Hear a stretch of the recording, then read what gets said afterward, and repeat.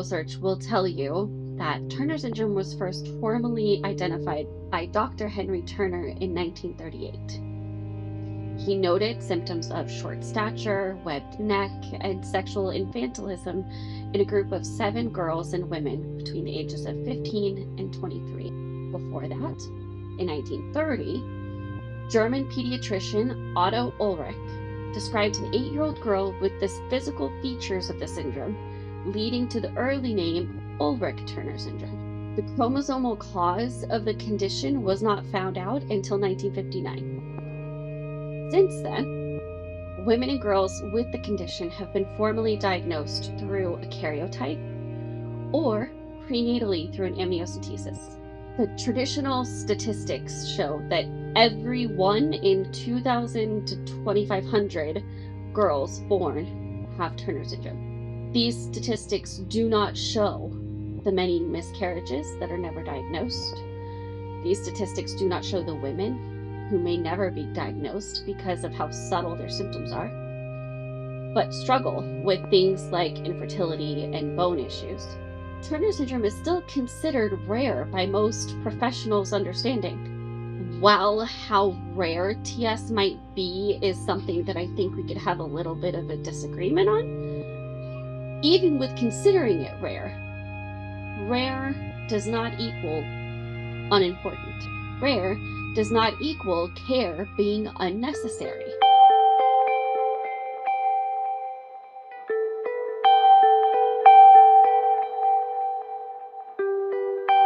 Many medical professionals still are either completely unaware of or have very little understanding or knowledge of Turner syndrome.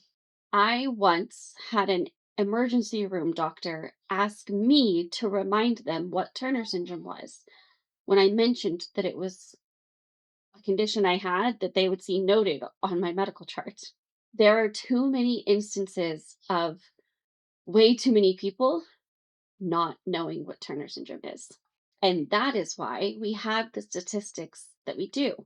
The statistics that we have, the 1 in 2,000 or 2,500 girls, feeds every other average that we have, because that's the group they're able to pull from to get research, to get information, and to look at cases. That part is obviously not their fault. They can only do what they can with the group available. However, I do think there is a great possibility it is less rare than the statistic makes it sound. I'm not going to guess at how much more common it may or may not be, but I would say I question how accurate that number and the information we have because of that number can be when there are so many cases that go undiagnosed. Awareness sounds simple, but what happens after Awareness Month? Do we keep going? Are we still having these conversations? Or do we kind of pull back a little bit? There is a reason for the idea of awareness, and it's beyond just more people in the general population knowing about it. The ability to diagnose Turner syndrome quickly and earlier on in life is always something we should strive to have greater numbers with. The earlier the diagnosis, the better the care. Also, with more understanding, there could be less moments of feeling unseen or unheard by your doctor, gaslit into thinking that the feelings you're having aren't real. There's also just the isolation, both in medical complications that come from Turner syndrome and socially, just having others that you can relate to that are going through similar things. Infertility is already a very isolating experience. There's a lot of pain, there's a lot of grief, and it can feel even more isolating when it's a unique experience of infertility, like with Turner syndrome, where there are far less options than somebody traditionally going through infertility. I have an update. And I'm still processing everything. So, excuse how I look, excuse maybe me not having as much energy as I usually do because it's just been a crazy week.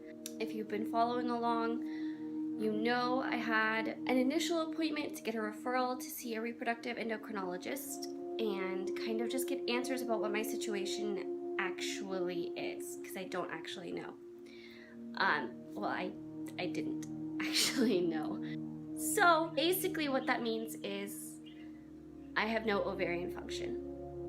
I'm not producing eggs, and there's no hope of using any eggs from me. I don't know if I maybe went in a little more hopeful than I should have, but that was, I think, the biggest question I was getting answered for me was, are my ovaries functioning? Are they producing anything? Am I ovulating? Is any of that working? And pretty much no. He then went on to explain the health risks with me getting pregnant. There is a heart condition that I would be at risk for, and just the mortality rate goes up because of the stress it puts on your body when you're pregnant. That is increased tenfold for me. There's also the research and information we have and level of care as life goes on. So much of the research with Turner syndrome is tailored to when you're little, to hitting those developmental milestones, reaching puberty, taking growth hormones, socially developing. All of those are aimed at younger demographics, care for while you're young.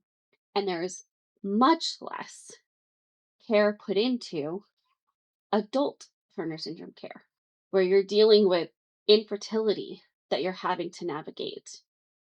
You're dealing with long term impacts and effects and just journey with that HRT. And also, at some point, you have to go through menopause and you have to determine what that looks like for you. So, all of these things need more understanding, more attention, more resources in order to get a better level of care during that time.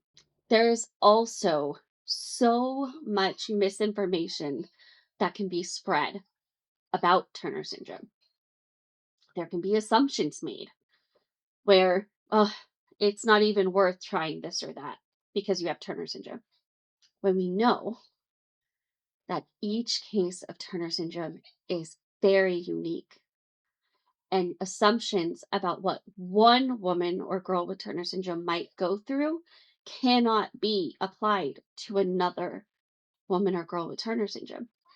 Sure, there's overlap, but not to the level of not needing to look at that individual. It's not like other conditions where there's a very specific set of symptoms that everybody who gets that condition or has that condition has. And then I got a comment with a link to a video from the conference. In the beginning, she touches on classic and kind of says whole X deleted, and then kind of touches on mosaicism, and then goes into breaking down like all the different variations and karyotypes for mosaicism. End of the middle of it, or the end of the video in general, like the end of the presentation, she kind of touched on we use certain verbiage because there's only so much of this we can predict. So that like blew my mind. Turner syndrome doesn't function that way. Yes, there's major overlap, absolutely. But it's also kind of a pinwheel or whack a mole of what's going to come up for you. One minute you have this, one minute you have that, one minute this pops up. And that mixture of what the ones popping up are looks different for everybody. They interplay differently. They affect their overall health in different ways because it's a different set of symptoms. It's not the exact set of symptoms, it's not the exact level of severity. It is so varied. And for that reason, we need more research and information and long term understanding to get better care. There is also so much struggle with insurance and medical costs, with getting those covered because insurance companies don't understand. All they see is a genetic condition that comes with a lot of health potentials that's a liability. And the women and girls are left to kind of figure it out themselves for very expensive things at times. As an adult woman with Turner syndrome, trying to afford any fertility treatments is just a mess. They're outrageously expensive. And insurance does not cover fertility treatments. It's considered optional. When for many, many of us with Turner syndrome, it's our only option. Not to mention the number of tests we have to do. That just to give you context, can be decided if it will be covered or not depending on which doctor assigns you the test. Same test, same exact test. Whether it be blood work for certain hormone panels, whether it be an EKG, cardiac MRI, but depending on the doctor that orders it, can determine whether it is considered a covered cost or not by your insurance. And that is just maddening, particularly when you feel so boxed in already by having no other options to even look into. It's difficult. No option is easy or cheap or as simple of a fix. So no matter what road you go down, it's a lot to navigate. But having some of these things addressed and better help in that could make it just a little bit easier. It's already emotional for a lot of things, whether it be navigating your hormones, that can be a roller coaster, whether it's navigating menopause, that's tricky, whether it's finding out what you want to do and can do as far as having a family. Those aren't easy things to figure out. And having more information, having more understanding by the professionals helping you, by those in your support system around you, can make such a huge difference. During the month of Turner Syndrome Awareness Month, this last month, Turner Syndrome Foundation had a petition going for legislation helping those of us with Turner syndrome get some of these things addressed. I signed it. I hope you signed it because I feel like this is important topics. This is important work. Every little bit that we can do to further the cause of Turner syndrome, to further help understanding of a very complex genetic condition, the better the lives those of us that are living with it, of baby girls that haven't even been born yet but will live with it, will be.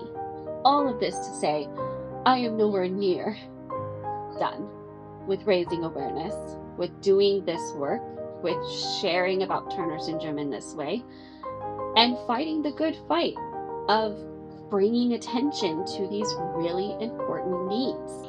Awareness isn't a month, it's a calling. And I intend to continue answering.